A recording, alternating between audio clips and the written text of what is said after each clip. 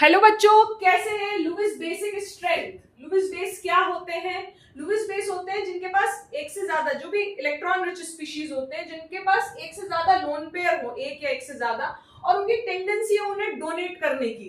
किसको डोनेट करेंगे? Lewis acid को। ठीक है, कैसे डोनेट करेंगे? शेयरिंग से डोनेट करेंगे। लुईस बेस और लुईस एसिड में क्या होगी? शेयरिंग होगी। कोऑर्डिनेट बॉन्ड आप पढ़ चुके हैं, कोऑर्डिनेट कोवेलेंट बॉन्ड। और उस शेयरिंग से क्या होगा?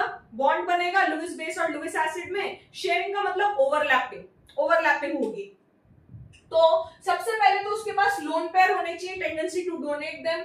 कोई बैक बॉन्डिंग नहीं होनी चाहिए उसमें, क्योंकि अगर बैक बॉन्डिंग हुई, जैसे नाइट्रोजन SiH3 होल थ्राइस में बैक बॉन्डिंग है, तो ये लोन पेयर बैक बॉन्डिंग में ही है।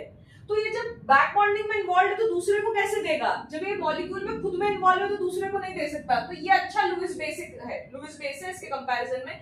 इसी तरीके से इसका एक लोन पेयर या SiH3 में क्या है? इन्वॉल्व है। तो इन्वॉल्व है तो दूसरे को कैसे देगा?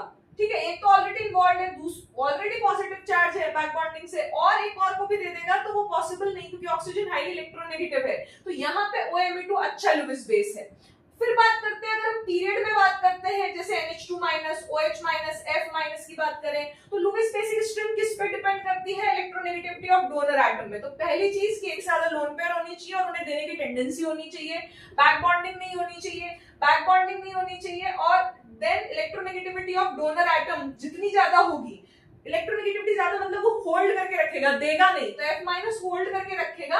अगर हम इन तीनों में बात करते हैं तो क्लियर है। तो NH2- की लुईस बेसिक स्ट्रेंथ क्या होगी? ज्यादा होगी, देने की टेंडेंसी ज्यादा होगी। और अगर हम डाउन द ग्रुप की बात करते हैं तो हम साइज से रिलेट करेंगे लुईस बेसिक स्ट्रेंथ। जिसका साइज बड़ा उसकी लुईस बेसिक स्ट्रेंथ कम। जैसे NH3, PH3, ASH3, SbH3 की बात करें तो PH3 की लुईस बेसिक स्ट्रेंथ कम है, NH3 की ज्यादा है। ठीक है, PH3 की कम है, क्योंकि जो लोन पेयर है वो कम छोटी जगह पे है, NH3 पे, नाइट्रोजन पे, और फास्फोरस पे बड़ी जगह है। तो लोन पेयर की जो चार्ज डेंसिटी है, लोन पेयर नेगेटिव है तो इलेक्ट्रॉन्स है तो नेगेटिव चार्ज डेंसिटी, तो नेगेटिव चार्ज डेंसिटी यहाँ कंसेंट्रेटेड है स्मॉलर एटम पे, और यहाँ कंसेंट्रेटेड है बिगर एटम पे। तो स्मॉलर एटम पे अगर कंसेंट्रेटेड है तो क्या होगा?